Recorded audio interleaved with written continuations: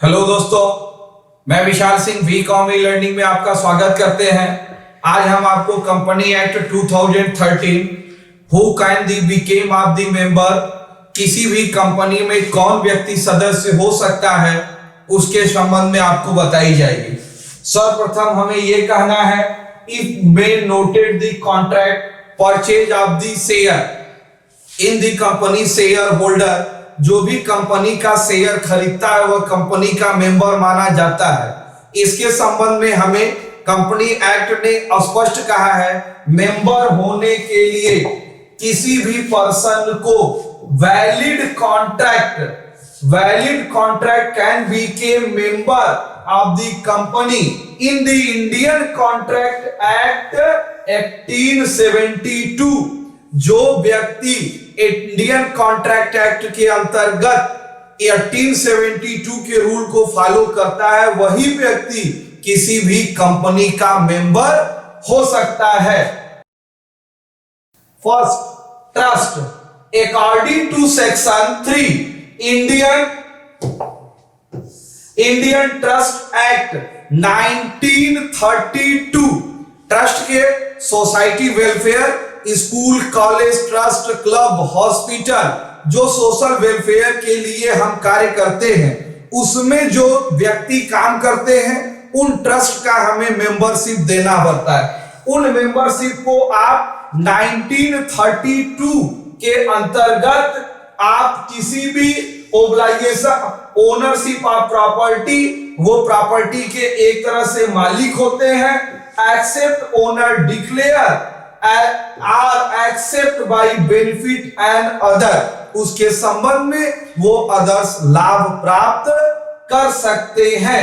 लेकिन मेंबरशिप प्राप्त करने के लिए उनको इस एक्ट में स्पष्ट बताया गया कि रजिस्टर्ड में उनका नाम अंकित होना चाहिए। इस संबंध में आपको यहां दिया गया है, a trust not official person identify I law separate entity, या सेपरेट एंटिटी मतलब यह लॉ के विधान के रूप में एक विधान देखती है। नेक्स्ट, माइनर के विषय में स्पष्ट कहा गया, इंडियन कॉन्ट्रैक्ट एक्ट 1872 यह कहता है, जिसकी एज 18 वर्ष से कम है उसके द्वारा किए गए भी टोटल कॉन्ट्रैक्ट वैलिड होते हैं, अवैध माने जाते हैं। यदि कोई भी पर्सन यदि अपनी उम्र को छिपा के कोई भी कॉन्ट्रैक्ट करता है और डिक्लेरेशन में यह पता चलती है कि इसकी उम्र 18 ईयर बिलो है, तो वो ऑलरेडी जो भी एग्रीमेंट है उसे हम इनवैलिड मानी जाएगी। तो इनवैलिड जब वो कॉन्ट्रैक्ट नो कैपेसिटी, कॉन्ट्रैक्ट करने की क्षमता को पूरा नहीं करता है, तो ऐसे व्यक्ति को हम मेंबर नहीं मान सकते हैं। इसके अंतर्गत Indian contract act 1872 fully clear किया गया है। 18 ईयर एज, 18 बिलो 18 वर्ष से कम, but your declaration if the guardianship in legal law, यदि कानूनी रूप से अगर उसे गार्जियनशिप दी गई है तो इस माइनर की एज हम 21 ईयर के रूप में मानी जाती है। नेक्स्ट आपको बताना चाहेंगे, पार्टनरशिप किसी भी फर्म में पार्टनरशिप एक्ट के अंतर्गत जब कोई भी व्यक्ति दो से अधिक मिलकर के एक व्यवसाय को आपस में संचालित करते हैं, but your liability in member unlimited. Bharat में लिमिटेड लायबिलिटी की कंपनियां अधिक हैं, लेकिन अनलिमिटेड लायबिलिटी इन दी पार्टनरशिप एक्ट के अंतर्गत ही प्रत्येक सदस्यों की अनलिमिटेड लायबिलिटी होती है। इसके अंतर्गत आप देख सकते हैं, Indian company act 2013 partnership section 255 स्पष्ट रूप से व्याख्या करता है, person can member of the company, person natural person कोई व्यक्ति ही किसी भी संस्था का बिजनेस पार्टनर हो सकता है। ये कंपनी में भी हो सकता है, corporate of registered and any organisation and legal entity में कोई व्यक्ति पार्टनर हो सकता है। नेक्स्ट आपको देखना है company. Being the legal person of the company can become member of the company authorized by its memorandum and article। स्पष्ट रूप से कंपनी एक्ट 2013 ये कहती है कि कोई भी कंपनी का यदि निर्माण करेंगे तो कंपनी को memorandum of association and article of the association बनाने पड़ेंगे। मेमोरेंडम ऑफ एसोसिएशन में कंपनी एक रजिस्टर्ड मेंबर की लिस्ट बनाती है, सभी रजिस्टर्ड मेंबर के उसमें नाम, पता और उनकी टोटल लायबिलिटीज एंड राइट का डिक्लेरेशन किया जाता है। जो कंपनी एक्ट के अंतर्गत प्रस्तुत की जाएगी वही व्यक्ति उसके अंतर्गत कंपनी का मेंबर माना जाता है। But all share holder in not for the member of the company but all registered member in member of the company.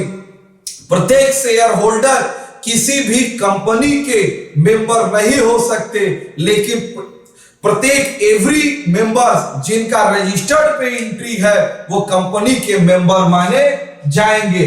Next आपको है subsidiary company hold such share of the trustee.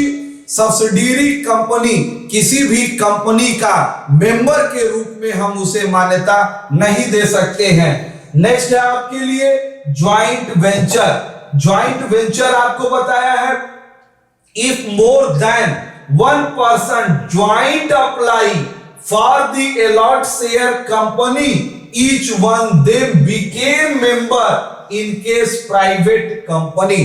Private member में आपको joint मतलब एक साथ company को दी जाती है determinate number in the joint holder share counted as a one. यदि किसी भी व्यक्ति को हमने 10 शेयर दिया है तो उसकी मेंबरशिप एक मानी जाएगी। ज्वाइंट मतलब चाहे जितना भी शेयर आपके पास अलॉट हो, लेकिन मेंबरशिप आपको 1 ही मानी जाती है। नेक्स्ट आपका है हिंदू अनडिवाइडेड फैमिली। स्पष्ट रूप है कि हिंदू अनडिवाइडेड फैमिली में आप जो भी रूल्स यहां पर प्राप्त होते हैं यह हिंदू एक्ट कर्ता के अंतर्गत आपको इनकम टैक्स में छूट प्राप्त करने के लिए आप हिंदू अनडिवाइडेड फैमिली का आप रूलिंग ले सकते हैं। मेंबरशिप प्राप्त करने में इस संबंध में आपको कोई बेनिफिट्स नहीं मिलेगी। हिंदू अनडिवाइडेड फैमिली कोई भी किसी भी कंपनी का मेंबर नहीं हो सकता। हिंदू अनडिवाइडेड फैमिली के मेंबर कोई एक ओनली वन सदस्य किसी कंपनी का मेंबर हो सकता है। नेक्स्ट आपके लिए non resident. Resident out of the India, निवासी हो या अनिवासी। रेसिडेंट जो भारत के व्यक्ति विदेशों में रहते हैं, वहां पर व्यापार करते हैं, जिसे हम विदेशी भी कर सकते हैं। इनके संबंध में आपके यहां रेगुलेशन 5(1) के अंतर्गत स्पष्ट है। Schedule FEMA management foreign exchange जो भी वो पैसा अगर वो प्राप्त वहां से करते हैं इसके अंतर्गत आप वहां लेते हैं। Person resident out of the regulation कौन सा कहता है आपको? फेमा के अंतर्गत regulation 2000। A person resident out of the India citizen, India, Pakistan, Bangladesh, America and others purchase of the share convertible debenture company under the foreign direct investment scheme and subject term condition of the schedule first। Schedule first मतलब वो dollar में भी पैसा दे सकता है, वो pond में भी पैसा दे सकता है, वो अदर मनी में भी पैसा दे सकता है, जिसे आपको इंडियन रुपीस में कन्वर्ट करना होगा। इन कन्वर्ट करने के लिए आपको फेमा एक्ट के अंतर्गत ही आप कन्वर्ट करके उनको आप मेंबरशिप प्रदान कर सकते हैं।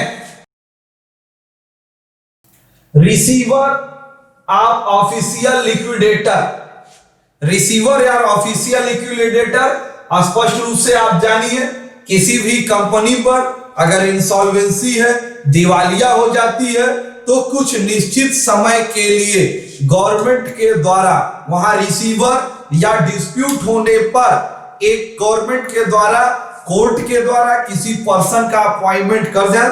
सच in period of the member, कुछ समय के लिए वह व्यक्ति कंपनी का मेंबर माना जाएगा। यूजली कैन नॉट, यहां दिया गया आपको administrator, usually can not the member of the company, do not vest privilege member can exercise only whose name enter registered of the within time, जितने समय के लिए उसकी अपॉइंटमेंट कंपनी के अंतर्गत की गई है, अगर वो डिस्प्यूट के अंतर्गत वो 12 मंथ तक कंपनी में वर्क करता है, यानी 12 मंथ तक वो वर्क करता है, तो वह 12 मंथ ही कंपनी का मेंबर माना जाएगा।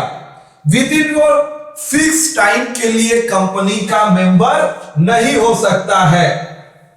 नेक्स्ट आपका पॉइंट्स आपको कहता है who can be the member of the company,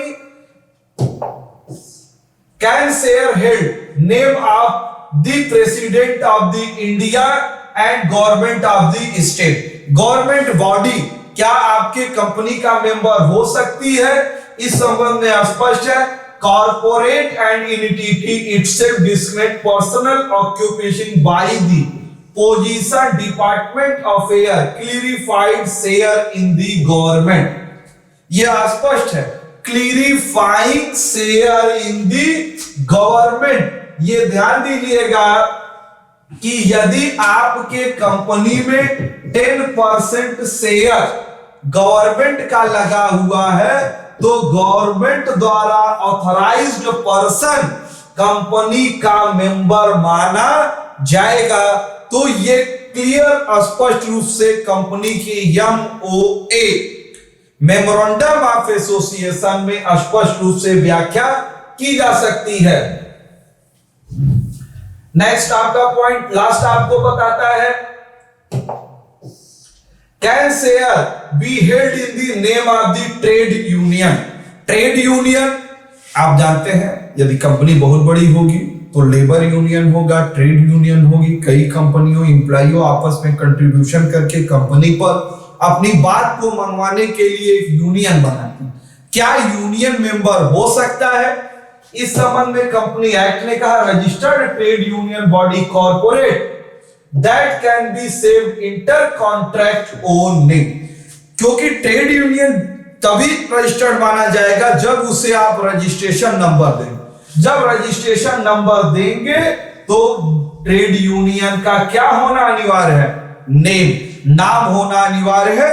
अगर वो नाम स्पष्ट है तो वो उसके साथ साथ आप उस कंपनी के मेंबर्स के रूप में एक्सेप्टेंस दी जा सकती है।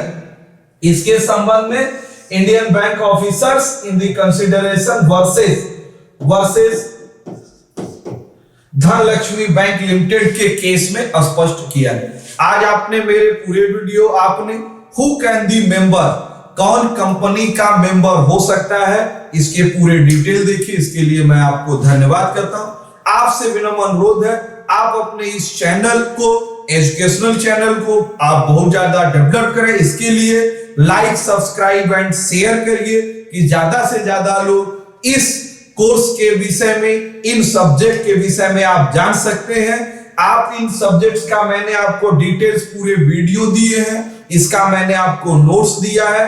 वीडियो को आप बीच में ड्रॉप करके आप इजीली इसको नोट्स बना के अपने प्रिपरेशन में आपको बहुत ज्यादा सहयोग करेंगे। धन्यवाद।